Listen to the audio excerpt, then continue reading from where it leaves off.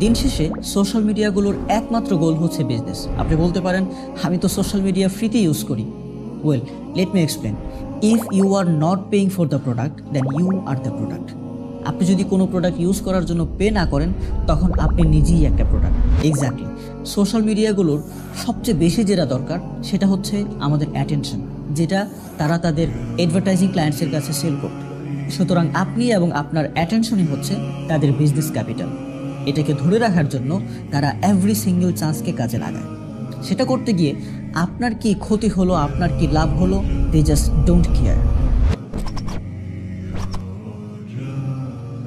Social মিডিয়ায় আপনি post, like, comment, share, মেসেজের মাধ্যমে যে ফিলিংস শেয়ার করেন সেটার উপর ভিত্তি করে অ্যালগরিদম আপনার একটা ডিজিটাল প্রোফাইল বানায়, যেখানে আপনার পছন্দ, অপছন্দ, খাদ্যাভ্যাস, রিলেশন ইত্যাদি বিস্তারিত ডিটেইল থাকে। সেটার উপর ভিত্তি করেই বিজ্ঞাপনদাতা প্রতিষ্ঠানের দেওয়া কন্টেন্টই আপনাকে দেখাতে থাকে।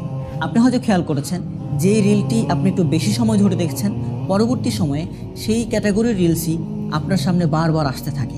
যেই পোস্টটি আপনি একটু বেশি পছন্দ করেন, পরবর্তী সময়ে সেই ধরনের পোস্টটি বেশি বেশি আপনার সামনে আসতে থাকে। আপনার সোশ্যাল মিডিয়া স্ক্রলিং আপনার ব্যাপারে তথ্য নেওয়ার জন্য একটা pipeline. So you are not the user, they are users. তারা আপনার তথ্যকে, আপনার ডেটাকে ইউজ করছে তাদের বিজনেসে।